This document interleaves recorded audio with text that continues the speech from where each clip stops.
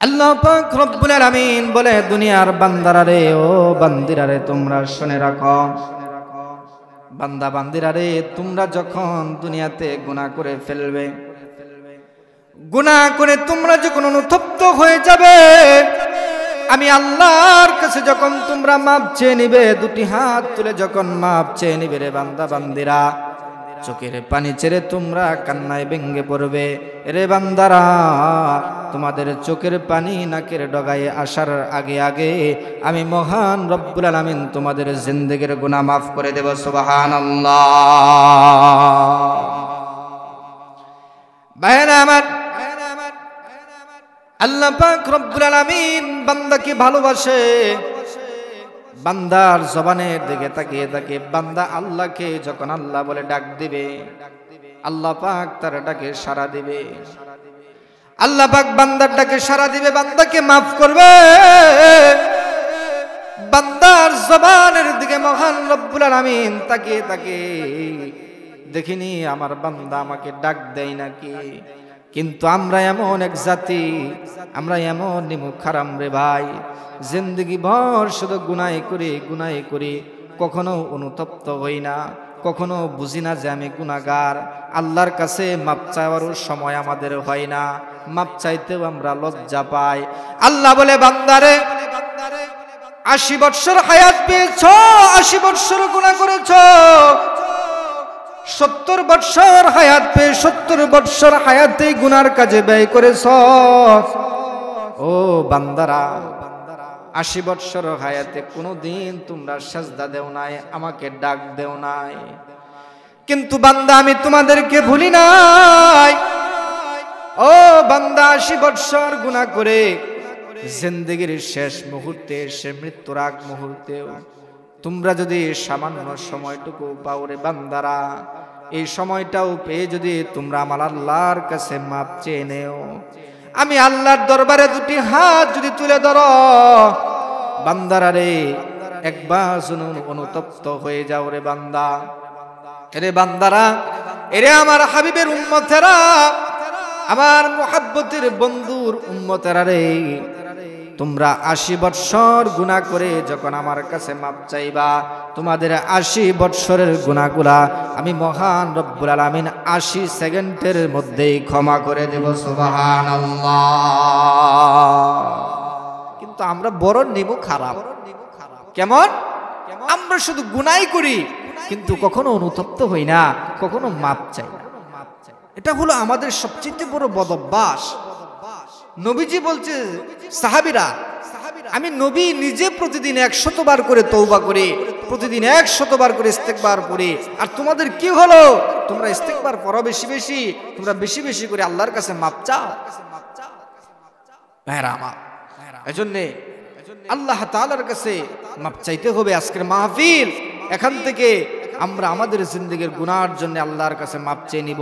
এই মাহফিল থেকেও যদি আমরা আমাদের গুনাহ মাফ না করাইয়া যদি বাড়িতে যেতে না পারি, তাহলে আমাদের চাইতে হতভাগা আর কেউ হতে পারে না। এজন্য ভাই, আল্লাহ পাক রব্বুল আলামিন বান্দার জবানের দিকে তাকিয়ে থাকে। বান্দা যখন নিষ্পাপ হয়ে যাবে, আল্লাহ পাক রহমতের কোলে নিয়ে দিবে। আর গুনাহগার বান্দাকে কিন্তু আল্লাহ রহমতের কোলে নেবেন না।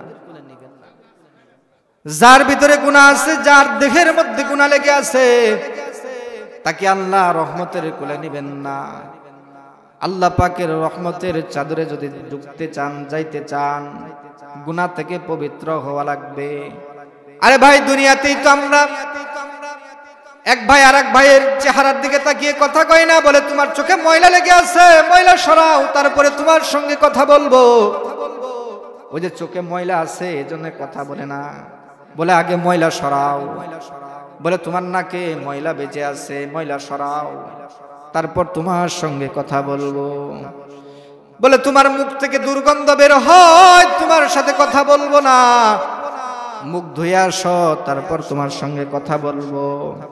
বাবা সন্তানকে কোলে নেয় না, বলে কেন? বলে সন্তানের গায়ে পায়খানা লেগে আছে, আগে সন্তানকে ধুয়ে দাও, পরিষ্কার করো, তারপরে বাবা সন্তানকে কোলে নেয়। এ ভাই, আমাদের যদি এই সিস্টেম হয় যে সন্তানের শরীরে ময়লা থাকলে যদি তাকে কুলে টেনে না নেই, ভাইয়ের চেহারায় যদি ময়লা থাকে তাহলে যদি ভাইয়ের চেহারার দিকে তাকে কথা না বলি, ঠিক তেমনি মহান রব্বুল আলামিনও বান্দার গায়ে গুনার ময়লা আছে, বান্দাকে রহমতের কুলে নেবেন না। আগে বান্দার গুনাহ পবিত্র হওয়া লাগবে, গুনাহ থেকে পবিত্র হওয়া লাগবে, গুনাহ পরিষ্কার করতে হবে। গুনাহ নামক ময়লা থেকে যদি পরিষ্কার হওয়া যায় তাহলে মহান রব্বুল আলামিন বান্দাকে রহমতের চাদরে ডেকে নিয়ে যাবেন। সুবহানাল্লাহ। এজন্য ভাই গুনাহ থেকে পবিত্র হওয়া লাগবে, গুনার ময়লা আগে আমাদের শরীর থেকে সরাতে হবে।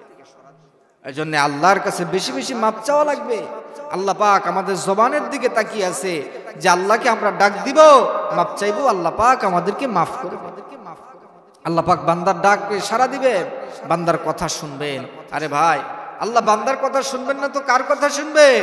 আল্লাহ পাক তো পৃথিবীর প্রত্যেকটা মাখলুকের ডাকেই সাড়া দেয়। যে প্রাণী, জঙ্গলের প্রাণী, তার ডাকেও আল্লাহ পাক সাড়া দেয়। আশরাফ আলী থানভী রহমাতুল্লাহি আলাইহি ঘটনা উল্লেখ করেছেন, এক এলাকায় বানর খুব বিরক্ত করত, খুব মানুষের ঘর বাড়িতে এসে তারা মাল সামানা নষ্ট করত। বাজারের সাথে জঙ্গল ছিল, তো বাজারে এসে বানরগুলা দোকানে ঢুকে দোকানের মাল নষ্ট করত। এলাকার মানুষগুলো একদিন বসে বলতেছে, এত নির্যাতন আমরা কিভাবে সহ্য করব? বানরগুলো আমাদেরকে খুব বিরক্ত করে, কি করতে পারি, কি করতে পারি? এলাকার মানুষগুলো সকলে একত্রিত হয়ে গেল। এলাকার মানুষগুলো একত্রিত হয়ে বলতেছে কি করা যায়? কেউ কেউ বলতেছে যে পুরা জঙ্গলটাতে আগুন ধরিয়ে পুড়িয়ে দাও, বানরগুলা মারা যাইবে। এলাকার নেতৃত্ব স্থানীয় যারা ছিল, যারা নেতা ছিল, তারা বলতেছে হ্যাঁ হ্যাঁ হ্যাঁ, বানরগুলা যে জঙ্গলে থাকে, পুরাটা জঙ্গলের চতুর্দিকে তারা পেট্রোল ঢালা শুরু করলো। পেট্রোল ঢেলে এবার আগুন ধরিয়ে দিল। জঙ্গলের চতুর্পাশে আগুন দাও দাও দাও দাও করে জ্বলতেছে। আগুন জ্বলতে জ্বলতে জঙ্গলের মাঝখানে আসতেছে। জঙ্গলের ভিতরে বানরগুলা দৌড়াদৌড়ি করতেছে, কি করব, কি করব, কোথায় যাব, কিভাবে বের হব, কিভাবে বাঁচবো? বানরগুলা দৌড়াদৌড়ি করে জঙ্গলের সমস্ত বানরগুলা একত্র হয়ে গেল। সমস্ত বানর একত্রে জমে বসে পড়ল। এই যে আপনারা যেমন আমার সামনে জমে বসে আছেন, ওই জঙ্গলের বানরগুলো এরকম জমে বসে পড়ল। এবার বানরগুলা কিছুক্ষণ কি যেন বলল তাদের ভাষায়, বলার পরে আবার বানরগুলা সামনের দুইটা হাত আসমানের দিকে তুলে ধরল। আশরাফ আলী থানভী রহমাতুল্লাহি আলাইহি বলেন, বানরগুলা মনে হয় তাদের ভাষায় বলতে চাই, আল্লাহ তোমার বান্দাদেরকে আমরা বিরক্ত করেছি, জুলুম করেছি, তোমার বান্দার ঘর বাড়ি নষ্ট করেছি, দোকানের মাল সামানা নষ্ট করেছি গো আল্লাহ। আয় আল্লাহ, আমরা ভুল করেছি, আমাদের ভুলের জন্য তোমার কাছে মাপ চাই। বানরগুলা সামনের দুইটা হাত তুলে যখন এভাবে আল্লাহর কাছে তাদের ভাষায় বলতেছিল, ভাইরা আমার, এলাকার মানুষগুলা বলে আশরাফ আলী থানভী রহমাতুল্লাহি আলাইহি ঘটনা বর্ণনা করেন। আশরাফ আলী থানভী রহমাতুল্লাহি আলাইহি বলেন, বানরগুলা সামনের দুইটা হাত আসমানের দিকে তুলে যখন কান্নায় ভেঙ্গে পড়ল, বানরগুলা চোখের পানি ছেড়ে যখন কান্নায় ভেঙ্গে পড়ল, মহান রব্বুল আলামিন সঙ্গে সঙ্গে আসমান থেকে মশালদারের বৃষ্টি বর্ষণ করে জঙ্গলের সমস্ত আগুনগুলা নিভিয়ে দিল। সুবহানাল্লাহ। এলাকার মানুষ বলে, না রে, যে বানরের কথা আল্লাহ শুনে ওই বানরকে মারা যাইব না। আহা, আশরাফ আলী থানভী রহমাতুল্লাহি আলাইহি বলেন, পরে আর এই বানরগুলা মানুষের ঘর বাড়িতে আসে নাই, দোকান পারে আসে নাই। তাহলে বানরও যখন নিজের ভুলটা বুঝলো, বুঝে যখন আল্লাহর কাছে বলল, আল্লাহ পাক তাদের ডাকেও সাড়া দিয়েছে। তাহলে ভাইরা আমার, আমরা হলাম মানুষ। ওয়ালাকাদ কাল্লামনা বানি আদম। আল্লাহ পাক রব্বুল আলামিন বলে, দুনিয়াতে আমি সবচাইতে মর্যাদাবান জাতি হিসাবে প্রেরণ করেছি মানুষকে। মানুষ হলো সবচাইতে মর্যাদা সম্পন্ন জাতি, মানুষের দাম অনেক বেশি। তাহলে ভাইরা আমার, প্রাণীর কথা যদি আল্লাহ পাক শুনে, আমরা হলাম আশরাফুল মাখলুকাত, সর্বশ্রেষ্ঠ জাতি, আমরা আল্লাহর কাছে মাপ চাইব। কিসের এত লজ্জা, কিসের এত ভয়? আল্লাহর কাছে মাপ চাইব। আল্লাহ বলে ওয়াসারিউ ইলা মাগফিরাতাম মির রাব্বিকুম, আল্লাহ বলে বান্দারা তোমরা আমি আল্লাহর মাগফিরাতের দিকে দৌড়াও, আমি আল্লাহর কাছে মাগফিরাত চাও। কুল ইয়া ইবাদিয়াল্লাযীনা আসরাফু আলা আনফুসাহুম লা তাকনাতু মির রাহমাতিল্লাহ, তোমরা আমার কাছে মাপ চাও, আমি আল্লাহ পাক রব্বুল আলামিন তোমাদের গুনাহগুলা মাফ করে গুনার জায়গাগুলা নেকি দ্বারা ভরপুর করে দেব। সুবহানাল্লাহ। ভাইরা আমার, স্টেজের বাইরে, প্যান্ডেলের বাইরে যে সমস্ত ভাইয়েরা আমার একটু আলোচনা করতেছেন, আপনারা যদি একটু আলোচনাগুলা বন্ধ করতেন, একটু চুপচাপ থাকতেন, তাহলে আমাদের জন্য অনেক উপকার হতো। দোকান পারে ভাইয়েরা অনেক আলোচনা করতেছেন, এই আলোচনাগুলো এদিকে আসলে আমাদের মনে একটু বিঘ্নতা সৃষ্টি হয়। যেন ভাইয়েরা যদি একটু আলোচনা না করে আপনারা যদি ওয়াজ শোনার মন মানসিকতা নিয়ে আসেন, তাহলে মেহেরবানি করে প্যান্ডেলে চলে আসুন ভাই, বাইরে আলোচনা করার দরকার নাই। এত সুন্দর একটা আয়োজনকে আপনারা নষ্ট করবেন না, দয়া করে আপনারা সকলে প্যান্ডেলে চলে আসুন। যাই হোক ভাইয়েরা আমার, আপনারাও যদি ওইদিকে মনোযোগ না দিয়ে যদি এদিকে একটু মনোযোগ দেন, তাহলে আমি ইনশাআল্লাহ কিছুক্ষণ আপনাদের সম্মুখে আলোচনা করবো। তো যাই হোক, যে কথা বলতেছিলাম যে তওবা, যে আমরা মানুষ, আমরা আল্লাহর কাছে মাপ চাইবো, আল্লাহকে ডাকবো, আল্লাহ পাক আমাদের ডাকে সাড়া দিবে। ভাইরা আমার, পৃথিবীতে একমাত্র নবীরা ছিল নিষ্পাপ, মাসুম, তাদের জিন্দেগিতে গুনাহ নাই, তারা ছিল নিষ্পাপ। কিন্তু নবী ব্যতীত পৃথিবীতে যত মানুষ ছিল, ওলি আউলা, আউলিয়া কেরাম, হ্যাঁ, নবীর সাহাবীরা, তারা মাসুম ছিল না। তবে হ্যাঁ, নবীর সাহাবীরা দুনিয়াতে গুনাহ করেছে, কিন্তু নবীর কোন সাহাবী গুনাহ নিয়ে কবরে যায় নাই। দুনিয়ার গুনাহ দুনিয়াতেই মাফ করে তারপরে কবরে গেছে। এজন্য ভাই, আমরাও দুনিয়াতে আমাদের গুনাহ হবে, কিন্তু গুনাহ নিয়ে কবরে যাওয়া যাবে না। গুনাহ দুনিয়াতেই মাফ করিয়ে এরপরে কবরে যাইতে হবে। আল্লাহ পাক রব্বুল আলামিন দয়া করে আমাদের গুনাহগুলা ঢেকে রাখছেন। আহারে, দুনিয়ার মানুষ কত গুনাহ করেছে, সন্তানের গুনার কথা মা বাবা জানে না। মা বাবা যদি সন্তানের গুনার খবর জানতো, সন্তানকে সন্তান বলে পরিচয় দিত না। স্বামী গুনাহ করে, স্বামীর গুনার কথা স্ত্রী জানে না, স্ত্রীর গুনার কথা স্বামী জানে না। আমাদের গুনাহগুলা আল্লাহ পাক এইভাবে ডেকে রাখছে, গোপনে রাখছে। ভাইরা আমার, আল্লাহ পাকের কাছে যদি গোপন গুনাহগুলার কথা যদি বলে আল্লাহর কাছে মাপ চাই, আল্লাহ পাক রব্বুল আলামিন বলে, বান্দা, গোপন গুনাহগুলা আমি আল্লাহ পাক রব্বুল আলামিন গোপনেই তোমাদেরকে মাফ করে দেব। সুবহানাল্লাহ। দুনিয়ার গুনাহ দুনিয়াতেই মাফ করে নিতে হবে। নবীজির কাছে একদিন এক মহিলা এসে বলতেছে, নবীজি, আমি গুনাহগার। ওগো আল্লাহর নবী, আমি জিনা করেছি, আমি গুনাহগার, আমাকে আপনি শাস্তি দিন, আপনি আমাকে দুনিয়াতেই বিচার করুন। নবীজি মহিলার কাছ থেকে চেহারাটা ফিরিয়ে নিয়েছেন, বুখারীর হাদিস। নবীজি চেহারা অন্যদিকে ঘুরায় নিছে, মহিলা ওই দিকেই গেছে, নবীর সামনে গেছে, নবী গো, আমি গুনাহ করেছি, জিনা করেছি গো নবীজি, আমাকে আপনি বিচার করুন। নবীজি চেহারা ঘুরায় নিছে অন্যদিকে, মহিলা আবার ওই দিকে চেহারা নিয়ে বলতেছে, ওগো আল্লাহর নবী, আমি গুনাহগার, দুনিয়াতে আমি জিনা করেছি। ওগো নবীজি, আমি যে গুনাহ করেছি এটার প্রমাণ হলো আমার পেটে একজন বাচ্চা এসে গেছে। ওগো আল্লাহর নবী, আমি গুনাহ করেছি, অপরাধ করেছি গো নবীজি। ওগো নবী, আমার অপরাধের বিচার আপনি দুনিয়াতেই করুন, কারণ গো নবী, দুনিয়ার অপরাধ নিয়ে আমি কবরে যাইতে পারবো না। ওগো নবীজি, দুনিয়ার গুনাহ নিয়ে আমি কবরে যাইতে পারবো না, হাসরের ময়দানে আল্লাহর সামনে গুনাহ নিয়ে দাঁড়াতে পারবো না গো নবীজি। এজন্য নবী দুনিয়ার গুনাহ দুনিয়াতে মাফ চেয়ে নিয়ে যাইতে চাই। ওগো নবী, আপনি আমার বিচার করুন, আমি জিনা করেছি। নবীজি বলল, মহিলা রে, তুমি যে জিনা করেছো তার প্রমাণ কি? বলে, আমার গর্ভে সন্তান এসেছে। নবীজি বলল, মহিলারে চলে যাও, জিনা করেছো তুমি, অপরাধ করেছো তুমি, তোমার গর্ভে যে সন্তান এসেছে সে সন্তান কোনো অপরাধ করে নাই, তুমি চলে যাও বাড়িতে। সন্তান ভূমিষ্ঠ হলে দুনিয়াতে আসলে তারপরে তুমি আসো, তোমার বিচার করা হবে। মহিলা চলে গেল। আরে ভাইরা আমার, মহিলাও কেমন খাঁটি ইমানদার ছিল, গুনার প্রতি তার কেমন অনুতপ্ত ছিল, গুনার প্রতি কেমন তার ভয় ছিল তার অন্তরে।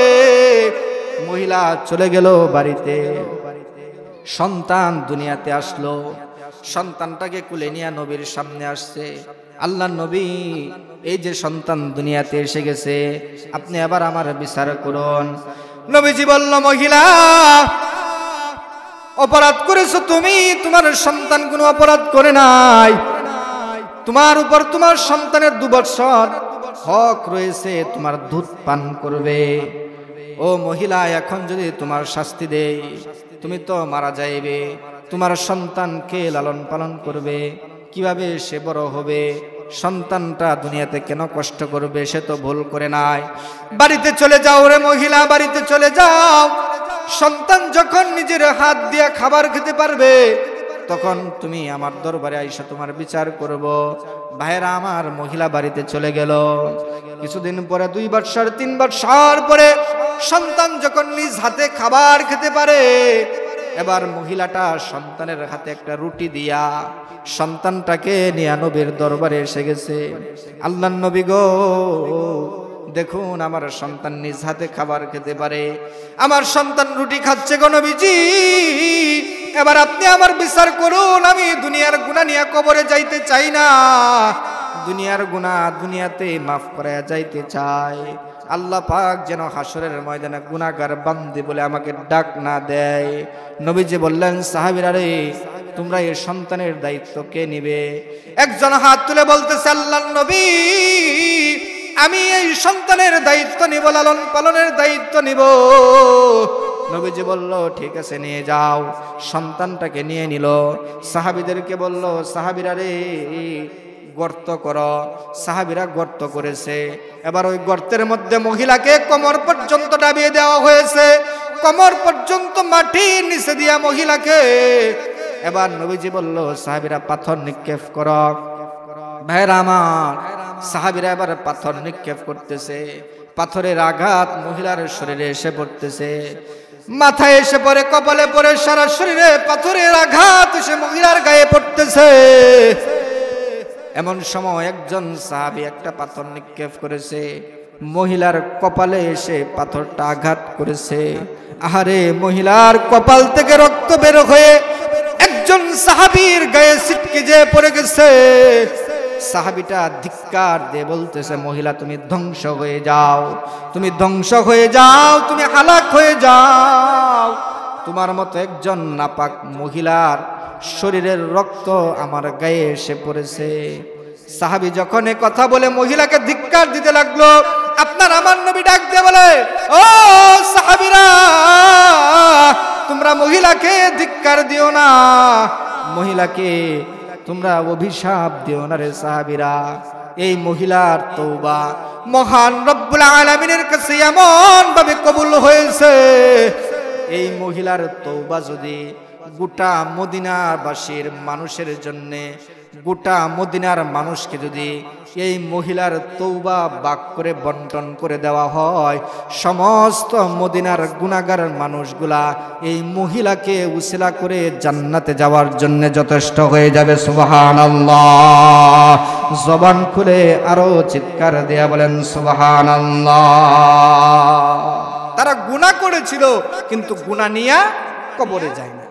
কিন্তু আমরা হলাম, গুনাহ করি কিন্তু মাপ চাই না। আরে ভাই, মাপ চাইতে কি টাকা লাগে, না লজ্জা করে, না ভয় হয়? গুনাহ হয়েছে, আল্লাহর কাছে বলবো, আল্লাহ বুঝি নাই গুনাহ করে ফেলছি। আল্লাহ পাক বলে, তুমি বলতে দেরি, তোমার জবান থেকে অনুতপ্ত হয়ে তুমি শুধুমাত্র বলবে, আল্লাহ গুনাহ করেছি, মাফ করে দাও, আমি আল্লাহ সঙ্গে সঙ্গে তোমার গুনাহ মাফ করে দেবো। সুবহানাল্লাহ। কিন্তু আমরা গুনাহ করি, খালি আজীবন বড় গুনাহ করতেছি, কিন্তু কোনোদিন মাপ চাই না। এক শবে বরাতের জন্য বসে থাকি, আর এক 27শে রমজানের আশায় বসে থাকি। তখন মসজিদ বুঝায় হয়ে যায় মানুষ, সেদিন খালি মাপ চাই, আল্লাহ মাফ করে দাও। কেন ভাই? যখন গুনাহ হয়ে যাবে তখনই মাপ চেয়ে নি। আল্লাহ পাক তো সব সময় বান্দার জবানের দিকে তাকিয়ে থাকে, বান্দা গুনাহ করবে, আল্লাহ মাফ করে দিবে। এজন্য ভাইয়েরা আমার, বন্ধুরা আমার, গুনাহ হওয়াটা স্বাভাবিক, কিন্তু গুনাহ নিয়ে কবরে যাওয়া যাবে না। দুনিয়ার গুনাহ দুনিয়াতেই মাফ করাতে হবে। গুনাহ হবে সাথে সাথে তওবা করে নিবা, আল্লাহ মাফ করে দাও, আল্লাহ মাফ করবে। আল্লাহ পাক বলেন দুনিয়ার মানুষেরা গুনাহ থেকে তোমরা তওবা করো। তওবা যদি করো, তওবার দ্বারা যার সন্তান নাই, আমি আল্লাহর কাছে বলো আমি আল্লাহর সন্তান দিব। হাসান বসরির কাছে একজন এসে বলতেছে, হাসানে বসরি আমার সন্তান নাই, কি করব? বলে তওবা করো। কিছুক্ষণ পরে আরেকজন এসে বলতেছে, হাসানে বসরি আমার ধন সম্পদ বৃদ্ধি পায় না, কি করব? বলে তওবা করো। আরেকজন এসে বলতেছে, ওগো হাসান আমার কূপের পানি শুকায় গেছে, মিষ্টি পানি আমার এলাকার মানুষগুলো আমার কূপের পানি পান করে, পানি শুকায় গেছে, এখন কি করব? বলে তওবা করো। খাদেম বলে, ওগো হাসান এতগুলা মানুষ যার যার মুসিবতের কথা আপনার কাছে বললো, আপনি সবাইকে এক সবক দিয়ে দিলেন, তওবা করো তওবা করো। হাসানে বসরি বলে, হ্যাঁ তওবার দ্বারা আল্লাহ পাক রব্বুল আলামিন সন্তান না থাকলে সন্তান দিবে। আল্লাহ পাক রব্বুল আলামিন যার উপর নারাজ আছে তওবা করে আল্লাহকে খুশি করে ফেলবে, আল্লাহ পাক সম্পদে বরকত দিবে, সন্তানে বরকত দিবে, মালে বরকত দিবে। আল্লাহ পাক গুনাহ করলে গুনাহ মাফ করবে। এক তওবার মাধ্যমে আল্লাহ পাক রব্বুল আলামিন যাবতীয় সমস্যার সমাধান করে দেবে। তওবার দ্বারা সমস্ত সমস্যার সমাধান মহান রব্বুল আলামিন করে দেবে। শুধু তাই নয়, হারানো সম্পদও আল্লাহ পাক রব্বুল আলামিন ফেরত দেয় তওবার মাধ্যমে। বনি ইসরাইলের এক যুবক ছিল, একটা গাভী লালন পালন করতো। আর গাভী তো লালন পালন করতো, কিন্তু গাভীর পিছনে অনেক টাকা খরচ করতো। গাভীর জন্য সে জামা কিনে আনতো টাকা দিয়া, গাভীর জন্য দামি চশমা কিনে আনতো। মানে সে তার গাভীর প্রতি এতটা ভালোবাসা ছিল যে গাভীর পিছনে সে লাখ লাখ টাকা খরচ করত। আর ওই এলাকায় আর একটা মানুষ ছিল, একজন আলেম ছিল, বুজুর্গ মানুষ ছিল। তারা মা সন্তান দুজন মিলে ইবাদত করত, নামাজ কালাম পড়তো, রোজা রাখতো দিনের বেলা। আর তারা ঘরে বসে বসে আসমান থেকে খাবার আসতো, জান্নাতের খাবার, মান্না সালওয়া তাদের ঘরে আসতো। তারা বসে বসে সে খাবার খাইতো। বুঝেন, দুনিয়াতে বসে আসমানের খাবার খাইতো। একদিন সন্তানটা বলতেছে, মাগো এতদিন ধরে আসমানের খাবার খাই, ও মা দুনিয়ার খাবারটাও আমার খাইতে মনে চাই গো মা। জান্নাতের খাবার খাই, জান্নাতের খাবার এখন ভাল লাগে না বলে মাগো দুনিয়ার গোশত পোলাও খাইতে মনে চাই। মা বলে, সন্তান রে হঠাৎ জান্নাতের খাবার রেখে দুনিয়ার খাবারের প্রতি কেন নজর আসলো? সন্তান বলতেছে, হ্যাঁ মা দুনিয়ার খাবার খাইতে চাই। মা বলে, তাহলে কি করবা, কিভাবে দুনিয়ার খাবার খাইবা? সন্তান বলে, মা ইবাদত বন্ধ করে দাও, নামাজ বন্ধ করে দাও, রোজা বন্ধ করে দাও, ইবাদত বন্ধ হয়ে যাবে, আসমানের খাবার বন্ধ হয়ে যাবে। আমাদের ইবাদত বন্ধ হয়ে গেলে আসমান থেকে খাবার আসবে না।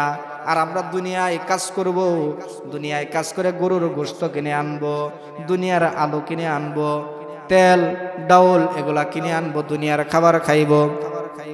মা বলে, সন্তান এত বড় নাফরমানি করো না, এটা অনেক বড় নাফরমানি হয়ে যাবে। আসমানের খাবার বাদ দিয়া জমিনের খাবার যদি খেতে চাও রে বান্দা। সন্তান বলে, না মা আসলেই ইবাদত বন্ধ করে দিল, আসমানের খাবার বন্ধ হয়ে গেল। সন্তান বলতেছে, মা তাহলে আমি বাজারে যাই, কাজ করি, টাকা কামাই, দুনিয়ার বাজার করে নিয়ে আসবো, তুমি আমাকে রান্না করে দিবা, আমরা মা সন্তান মিলে খাবো। এ কথা বলে সন্তান বাজারে চলে গেছে কাজ করার জন্যে। মানুষের কাছে গিয়া বলে, ও ভাই আমাকে কাজে নাও, কাজ করব, পারিশ্রমিক দিবা, আমি তোমাদের কাজ করব। মানুষ বলে, তুমি না ইমাম সাহেব মানুষ, তুমি না একজন বুজুর্গ মানুষ, আসমানের খাবার খাইতা, জান্নাতের খাবার খাইতা, হঠাৎ করে দুনিয়ার খাবার কেন আসছ? হঠাৎ করে আসমানের খাবার কেন বন্ধ হয়ে গেল? নিশ্চয় নিশ্চয় তুমি কোনো অপরাধ করেছো, কোনো ভুল করেছো, যার কারণে আসমানের খাবার বন্ধ হয়ে গেছে। মানুষগুলা বলে, যেই মানুষের উপর আসমানের খাবার বন্ধ, ওই মানুষকে, ওই পাপী মানুষটাকে আমরা আমাদের কাজে নিতে চাই না। এই নাপাক মানুষটাকে আমাদের কাজে নিতে চাই না, দূর হয়ে যাও, তোমার কোনো কাজ নাই। চলে গেল আরেকজনের কাছে, গিয়া বলতেছে ভাই আমাকে কাজ দাও, পারিশ্রমিক দিবা। বলে না না না, তুমি একজন বুজুর্গ মানুষ, তুমি আসমানের খাবার খাইতা, হঠাৎ করে আসমানের খাবার বন্ধ হয়ে গেল, নিশ্চয় ভুল করেছ, পাপ করেছ, দূর হয়ে যাও, তোমাকে আমরা কাজে নিব না। সারাদিন ঘোরাফেরা করেছে, প্রথম দিন ঘুরেছে, দ্বিতীয় দিন ঘুরেছে, তৃতীয় দিন ঘুরেছে, কোনো খাবার দাবার নাই। 3 দিন পর্যন্ত ঘুরে মায়ের কাছে এসে বলতেছে মা আসমানের খাবার বন্ধ হয়ে গেছে গো মা। সঙ্গে সঙ্গে জমিনের খাবারও বন্ধ হয়ে গেছে। বলে কেমনে সন্তান? সন্তান বলে মাগো দুনিয়ার মানুষ আমাকে কাজে নিতে চাই না, আমি বলে গুনাহগার, আমি অন্যায় করেছি বলে আমাকে দুনিয়ার মানুষ কাজ দেয় না গো মা। এখন কি করব? কোনো পথ আসেনি মা, আসমানের খাবার আবার জমিনে আসবে, কোন আমল করলে গো মা, কি কাজ করলে? মা বলে সন্তান একটা আমল আছে, একটা কাজ আছে, ওই কাজটা যদি করতে পারো তাহলে আসমানের খাবার আবারও জমিনে আসবে, মহান রব্বুল আলামিন আবারও জমিনে পাঠাবে। সন্তান বলে মা কি আমল করব, কি কাজ করব? মা বলতেছে সন্তান আসো আসো, ওযু করে আসো। সারা রাত নামাজ পড়েছে, ইবাদত বন্দেগী করেছে, দুটি হাত আসমানের দিকে তুলে ধরেছে, চোখের পানি ছেড়ে দিয়ে বলতেছে আল্লাহ ভুল করে ফেলেছি, বুঝি নাই গো মাওলা। আসমানের খাবার রেখে জমিনের খাবারের উপর নজর গেছিল। ওগো আল্লাহ ভুল করেছি, অপরাধ করেছি গো মালিক, আল্লাহ মাফ করে দাও। ভাইরা আমার, যখন মাপ চাইছে আল্লাহর কাছে, আল্লাহ পাক রব্বুল আলামিন মা এবং সন্তানদের তওবা কবুল করে তাদের ডাকে সাড়া দিয়া মহান রব্বুল আলামিন 3 দিন পরে আবারও জান্নাত থেকে খাবার পাঠাইছে ঘরে। সুবহানাল্লাহ। এবার খাবার খাইছে মা সন্তান দুজনে, খাবার খেয়ে এবার সকালবেলা যখন ঘর থেকে বের হইছে, ঘরের সামনে দেখে একটা গাভী এসে উপস্থিত। সন্তান বলতেছে মা মা মা, ঘরের সামনে গাভী কোথা থেকে আসলো? গাভী তখন কথা বলে, গাভী বলে হে আল্লাহর বান্দার যুবক, চিন্তার কোনো কারণ নাই, পেরেশানের কোনো কারণ নাই, বনি ইসরাইলের যুগের ঘটনা বলতেছি। গাভী কথা বলে, গাভী বলে আল্লাহর বান্দা ভয় করো না, আমি তোমার জন্য এসেছি, তুমি আমাকে জবাই করবা। তুমি নাকি দুনিয়ার গোশত খেতে চেয়েছিলা, আল্লাহ পাক আমাকে পাঠিয়েছে, আমাকে জবাই করো, আমার গোশত বোনা করে তোমরা মা সন্তান দুজনে খাবা। সন্তান বলে আশ্চর্য ব্যাপার, মা গাভী কথা বলতেছে, গাভী নাকি তাকে জবাই করার কথা বলতেছে। মা বলে সন্তানেরা আল্লাহর কুদরত, এটা দেরি করতে নাই, জবাই করে ফেলে। সন্তান তো গাভী জবাই করে ফেলছে, গাভী জবাই করে গাভীর গোশত মা সন্তান দুজনে বোনা করে দুনিয়ার গোশত খেয়েছে। খাওয়ার পরে এই গাভীর চামড়াটা দরজার সামনে ঝুলাইয়া রাখছে। এই দিক দিয়া গাভীর মালিক, ওই যে যুবক যে আদর করতো গাভীকে, গাভীর জন্য জামা কাপড় কিনে দিত, চশমা কিনে দিত, এইটাই সেই গাভী ছিল।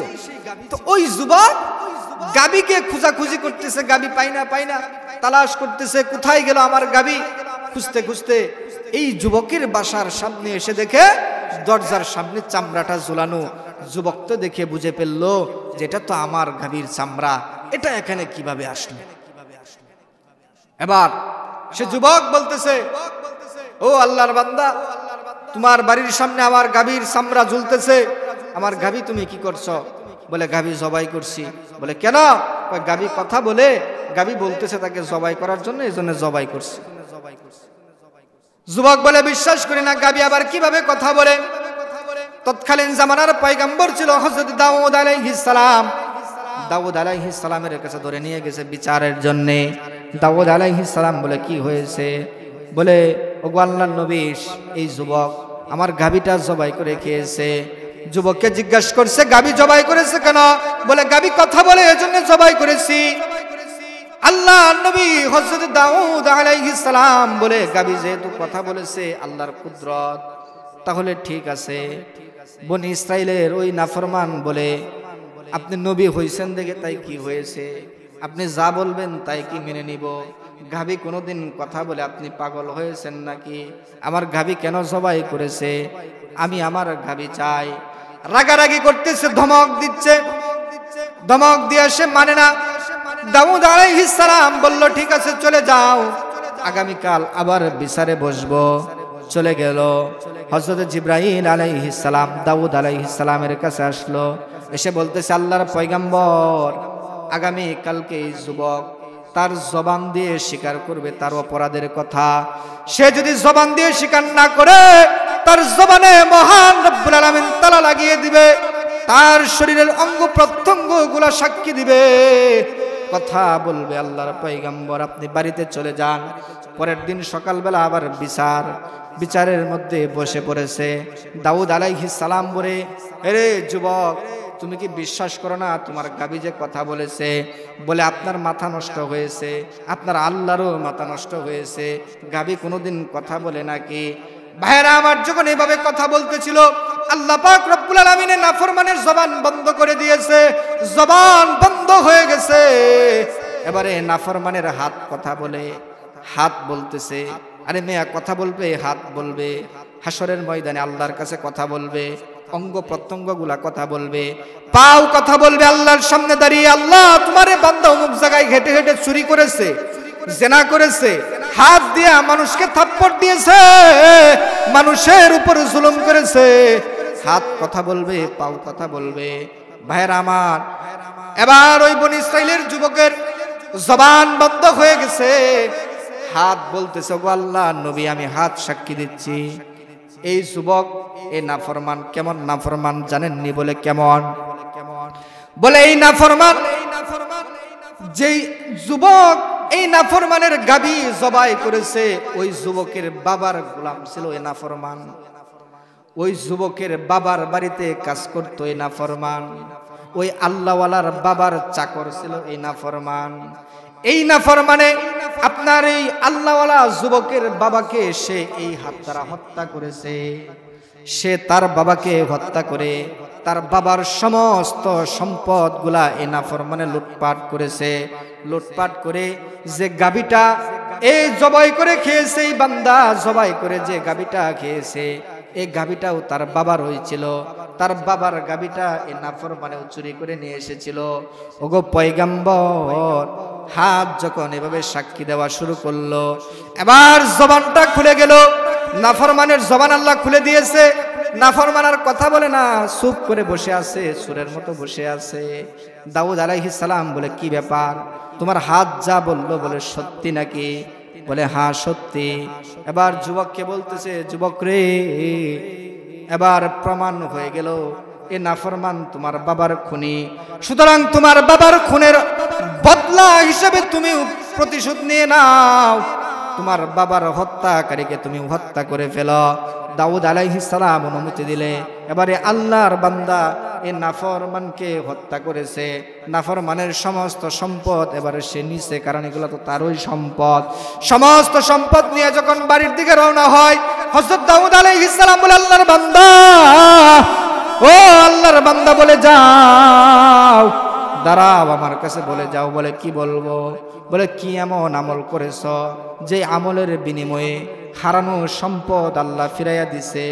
গাভী দরজার সামনে যায় কথা বলছে, কি আমল করছো রে বান্দা? এবার যুবকটা ডেকে ডেকে বলে, ও দাউদ পয়গম্বর, তেমন কোনো আমল করি নাই, একটা আমল করেছি। কি আমল?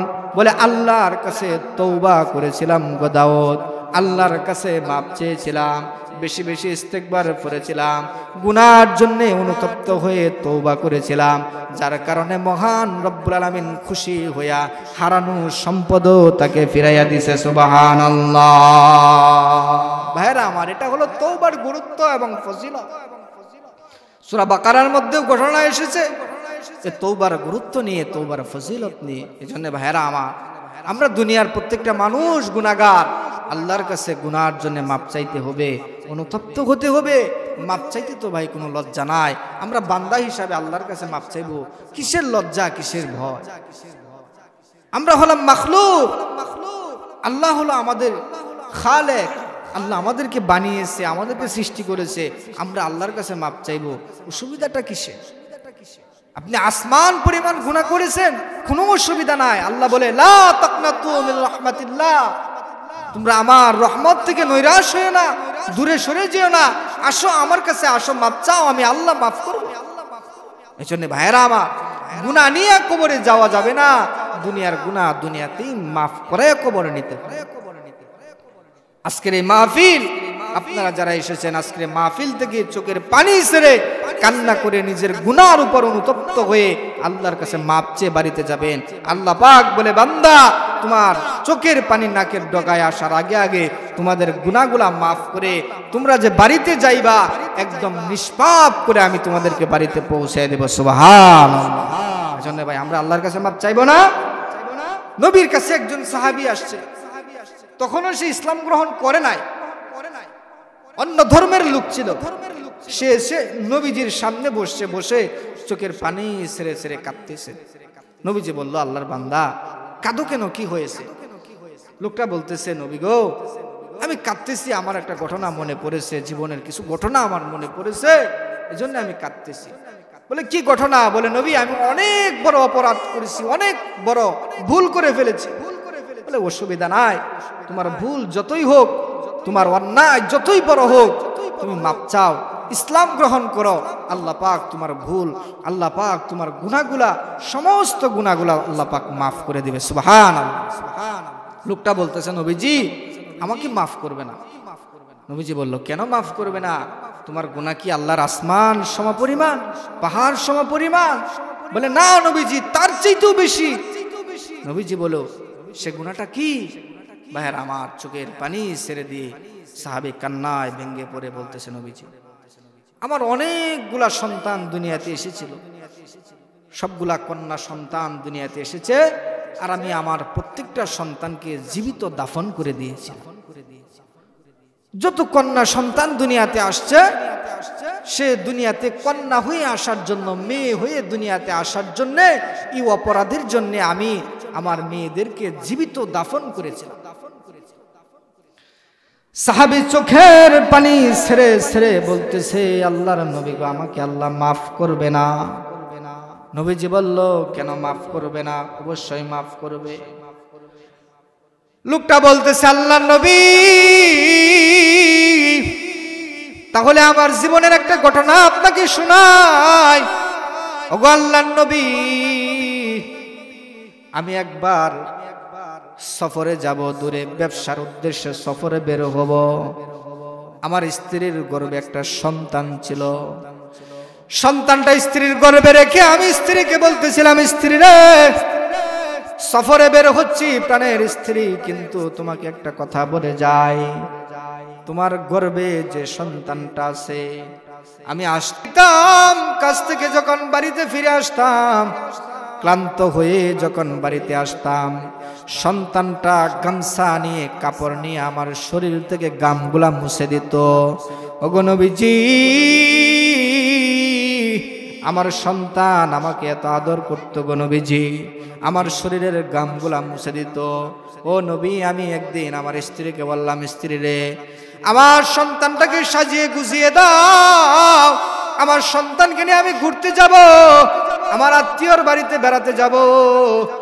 স্ত্রী মনে মনে ভাবলো, সন্তানটা বাবা বাবা বলে ডাকে, বাবাকে আদর করে ভালোবাসে, বাবা মনে হয় সন্তানের প্রতি ভালোবাসা জাগছে। আগের সন্তানগুলা ছোট্ট ছিল, মেরে ফেলেছে, কিন্তু এ সন্তান তো তাকে বাবা বলে ডাকে, যার কারণে ভালোবাসা জেগেছে অন্তরে। স্ত্রী খুশি হয়ে সন্তানটাকে সাজিয়ে দিল, সন্তানটাকে সুন্দর করে সাজিয়ে গুজিয়ে বাবার হাত ধরে বাড়ি থেকে বিদায় দিল। বাবা সন্তানের হাত ধরে, মা সন্তানকে নিয়ে, বাবা সন্তানটাকে নিয়ে, কন্যাটাকে নিয়ে বাড়ি থেকে বের হয়েছে, মরুভূমি দিয়ে হাঁটাহাঁটি করতেছে, মরুভূমি দিয়ে যাইতেছে, চলতে লাগলো, রাস্তা চলতেছে, যাইতে যাইতে দূর, বহুদূর পর্যন্ত চলে গেল। মরুভূমির মাঝে আশেপাশে কোনো বাড়িঘর নাই, কোনো এলাকার কোনো মানুষ নাই, একদম নীরব নিস্তব্ধ একটি এলাকার মধ্যে চলে গেল। বাবারা আমার, চোখের পানি ছেড়ে দিয়ে একটু চিন্তা করুন, কোথায় ছিল তাদের শেষ সময়? আহারে, সাহাবীটা বলতেছে, নবীজি আমি আমার সন্তানটাকে নিয়ে গেলাম মরুভূমির ময়দানে। আমার সন্তানটা তখন খেলতেছিল, আমি গর্ত করতেছিলাম। আল্লাহর নবী, গর্ত করতেছিলাম, আমি গর্ত করতেছিলাম যখন মরুভূমির মধ্যে পাথর শক্ত মাটি যখন আমি খনন করতেছিলাম, শরীর থেকে ঘাম বের হইতেছিল। সন্তান দৌড়ে এসে বলতেছিল, বাবা এত কষ্ট করে কেন গর্ত করতেছেন? এ গর্ত করে কি করবেন গো বাবা? আমার সন্তানটা আমাকে এভাবে কথা বলতেছিল, ওগো আল্লাহর নবী, আমার শরীর থেকে যখন ঘাম বের হইতেছিল, আমার এই সন্তান তার শরীরের জামাটা দিয়ে আমার চেহারার ঘামগুলা মুছতেছিল, তবু আমার মায়া হয় নাই। আমি গর্ত করলাম, গভীর গর্ত করে আমার খেলতে থাকা সন্তানটাকে ডাক দিলাম, মা গো, ও মা, আসো আসো, দেখো কত সুন্দর গর্ত আমি করেছি গো মা। মায়েরা আমার, সাহাবী বলে, নবীজি আমার সন্তানটাকে যখন ডাক দিলাম, আমার সন্তানটা দৌড়ে আসলো, আমার শরীরের ঘামগুলো মুছে দিল। এরপরে যখন সে গর্তটা দেখতে লাগলো, আমি বললাম, মা গো দেখো কত সুন্দর গর্ত করেছি। আমার সন্তানটা এবার গর্তের দিকে যখন নজর করে তাকালো, নবী, আমার সন্তান গর্তের দিকে তাকানোর সঙ্গে সঙ্গে আমি আমার সন্তানটার ঘাড় চেপে ধরলাম। আমার সন্তানের ঘাড় চেপে ধরে আমি গর্তের মধ্যে তাকে নিক্ষেপ করে দিলাম। ওগো নবী, আমার সন্তানটাকে গর্তের মধ্যে ফেলে দিয়া আমি উপর থেকে মাটি ছুঁড়তে লাগলাম, মাটি নিক্ষেপ করতে লাগলাম। আহারে, মাটি এগুলো আমার সন্তানের শরীরের উপর পড়তে লাগলো। আমার সন্তানটা চিৎকার দিয়ে বলতেছে, বাবা এমন নিষ্ঠুর কাজ আপনি করতে পারেন না। ও বাবা, আপনার কাছে আমি জান ভিক্ষা চাই গো বাবা, আপনি আমাকে মাইরেন না গো বাবা। ও বাবা, আপনাকে আমি কথা দিলাম, আপনি আমাকে জান ভিক্ষা দেন, আপনি আমাকে একটু বাঁচিয়ে দিন। ও বাবা, কথা দিলাম দুনিয়াতে কোনোদিন আপনার পরিচয় দিব না। আপনি যে আমার বাবা, এ পরিচয় আমি কাউকে দিব না গো বাবা। আপনি যে এলাকায় থাকেন ওই এলাকায় আমি থাকবো না, দূর, বহু দূর আমি চলে যাব গো বাবা। আপনি আমাকে একটু জান ভিক্ষা দেন। ওগো নবীজি, আমার সন্তানটা জান ভিক্ষা চাইতেছিল, কিন্তু আমার অন্তরে কোনো মায়া মোহাব্বত হয় নাই। আমি মাটি নিক্ষেপ করে করে আমার এই সন্তানটাকে আমি জীবিত মাটির নিচে পুঁতে রাখলাম গো নবীজি। আমার সন্তানটাকে আমি জীবিত মাটির নিচে রেখে দিলাম। আমার এই সন্তানটাকে যখন আমি মাটিতে গাড়তেছিলাম, আমার বড় মায়া হয়েছিল গো নবীজি। তখন আমি আমার ভুলটা বুঝতে পারলাম। ওগো নবীজি, আপনি বলুন আমার এই অপরাধকে আল্লাহ পাক মাফ করবে কিনা? নবী আমার ডাক দিয়ে বলল, রে আল্লাহর বান্দা, কালেমা পড়ো, ইসলাম গ্রহণ করো। আগে তুমি বুঝো না অপরাধ করেছ, এখন বুঝেছ, আল্লাহর কাছে মাপ চাও, ইসলাম গ্রহণ করো। ইসলাম গ্রহণ করলে কি হবে? নবীজি বলল, ইসলাম গ্রহণ করার সঙ্গে সঙ্গে মহান রব্বুল আলামিন তোমার পিছনের জিন্দেগির গুনাহ মাফ করে দিবে। সুবহানাল্লাহ। ভাইরা আমার, এবার বলুন, এদের চাইতেও কি আমরা বড় অপরাধী? এই যে এই কথাগুলা যে বললাম, এই যে সাহাবীদের কথা বললাম, এরা যে অপরাধ করেছে, এর চাইতেও কি বড় অপরাধ আমরা করেছি? আমরা কোনোদিন আমাদের সন্তানকে জীবিত দাফন করছি? তাহলে জাহিলিয়াতের যুগে, হ্যাঁ, এর চাইতে বড় অপরাধ যদিও আছে। আল্লাহ পাক রব্বুল আলামিন বলে, বান্দা তোমার অপরাধ যতই বড় হোক না কেন, আমি আল্লাহর কাছে তুমি মাপ চাও, আল্লাহর কাছে তওবা করো। আল্লাহ পাক রব্বুল আলামিন তোমার অপরাধ যতই বড় হোক, মহান রব্বুল আলামিন তোমার অপরাধ ক্ষমা করে দিবে। সুবহানাল্লাহ। এজন্য ভাইরা আমার, আজকের মাহফিলে আমরা এসেছি, মাহফিলে বসেছি, এই মাহফিল থেকে আমরা আখিরি মুনাজাত করে যাব, আমরা তওবা করে যাব। চোখের পানি ছেড়ে যদি আল্লাহর কাছে মাপ চাইতে পারে, মাপ চাওয়ার মতো যদি চাইতে পারে, আল্লাহ পাক বলে তোমাদেরকে নিষ্পাপ করে এমন নিষ্পাপ করব, মায়ের পেট থেকে সন্তান ভূমিষ্ঠ হলে যেমন নিষ্পাপ হয়ে বের হয়, তার কোনো গুনাহ থাকে না, ঠিক তোমরা যদি তোমাদের গুনার উপর অনুতপ্ত হয়ে লজ্জিত হয়ে আমি আল্লাহর কাছে মাপ চাইতে পারো, তাহলে মায়ের ওই নিষ্পাপ সন্তানের মতো তোমাদের জিন্দগির গুনাহ মাফ করে তোমাদেরকেও নিষ্পাপ বানিয়ে বাড়িতে ফেরত দেব। সুবহানাল্লাহ। এজন্য ভাইরা আমার, আল্লাহর কাছে মাপ চাইতে কোনো লজ্জা আছে, কোনো ভয় আছে? তাহলে সমস্যা কিসের? আল্লাহ বলে কেন মাপ চাইবি না? তোরা তো মাখলুক, আমি খালেক, তোরা মাপ চাইবি না কেন? মাপ চাইতে কিসের ডর, কিসের ভয়, কিসের লজ্জা? আমি আল্লাহর কাছে মাপ চা। ভাইরা আমার, মাপ চাওয়ার আগে আমরা আমাদের গুনার জন্য আল্লাহর কাছে মাপ চাইবো, তার আগে কিছু নেক আমলের দরকার আছে। মাহফিল বয়ান শুনতেছি, এটা একটা নেক আমল, আরো কিছু নেক আমলের দরকার আছে। আল্লাহ পাক বান্দার কিছু কিছু আমলের খাতিরে, কিছু কিছু উসিলা করে আল্লাহ পাক বান্দাকে ক্ষমা করবে, বান্দাকে জান্নাত দিবে। অনেক লম্বা ঘটনা ছিল, ছোট্ট করে একটা ঘটনা আপনাদেরকে বলাই, যে আল্লাহ পাক বান্দাকে উসিলা তালাশ করে, উসিলা বের করে বান্দাকে জান্নাত দিবে। কিছু কিছু উসিলা হাসরের ময়দানে মানুষের আমল নামা যখন মাপা হবে, নেকি বদি মাপ করে মানুষের ব্যাপারে যখন সিদ্ধান্ত হবে মানুষটা জান্নাতে যাবে না জাহান্নামে যাবে, এমন একটা মুহূর্তে একজন মানুষ এসে উপস্থিত হবে, তার আমল নামা মাপা হবে, আমল নামা মেপে দেখবে তার গুনাহ যেমন নেকিও তেমন, মানে গুনাহ আর নেকি দুটোটা সমান সমান হয়ে গেছে। এখন তার ব্যাপারে রায় কি হবে? এখন সে জান্নাতে যাবে নাকি জাহান্নামে যাবে? নেকি আর বদি তো সমান সমান, তাহলে এখন কি করবে? তার ব্যাপারে কি ফাইসালা? দেখুন আল্লাহ পাক বলে, বান্দা একটা মাত্র নেকি যদি তুমি আনতে পারো, আজকে একটা নেকি যদি আজকে উপস্থিত করতে পারো, তাহলে তোমাকে জান্নাত দিয়ে দেব। সুবহানাল্লাহ। একটা নেকি।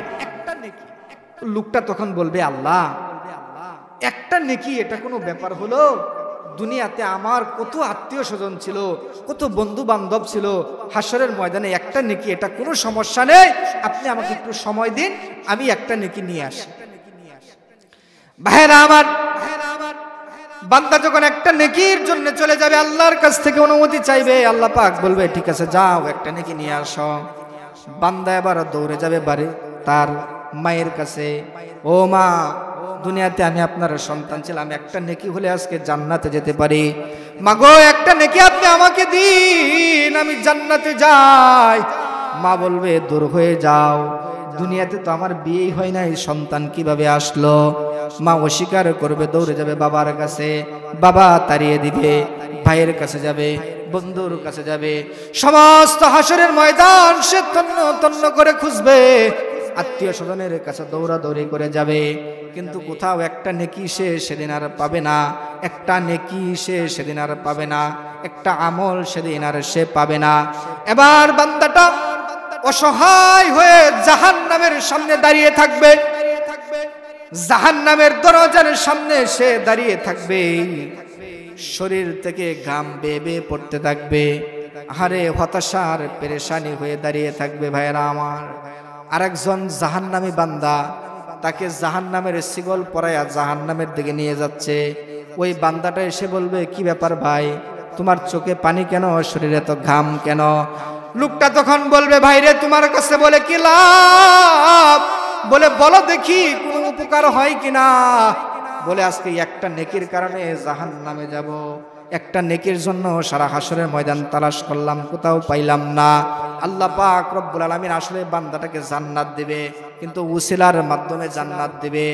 এবার আল্লাহ পাক রব্বুল আলামিন ওই বান্দার হালতগুলা শুধুমাত্র দেখতেছে। জাহান্নামী লোকটা এবার ওই বান্দাটাকে ডেকে ডেকে বলবে, ভাই রে, একটা নেকির কারণে জান্নাতে যেতে পারো না, আর আমার জিন্দেগিতে মাত্র একটা নেকি আছে, আর সব গুনার গুনাহ। আমার সিদ্ধান্ত জাহান্নাম হয়ে গেছে, আমাকে জাহান্নামে নিয়ে যাচ্ছে। আমার জিন্দেগিতে একটা নেকি আছে, আমি তো জাহান্নামে যাব, আমার নেকিটা পড়ে থাকবে। সুতরাং আমি আমার এই একটা নেকি তোমাকে আজকে দিয়ে গেলাম, একটা নেকির দ্বারা তুমি জান্নাতে যাও, আমি জাহান্নামে চলে গেলাম। ভাইরা আমার দেখুন, একজন তো পুরাপুরি জাহান্নামী, আরেকজন একটা নেকির জন্য মাঝখানে পড়ে আছে। এবার আল্লাহর কাছে যাবে, আল্লাহ নেকি নিয়ে আসছি, এবার আমাকে জান্নাত দাও। আল্লাহ পাক তো জানে, তারপরেও জিজ্ঞাসা করে, বান্দারে হাসরের ময়দানে তোমাকে নেকি কে দিল?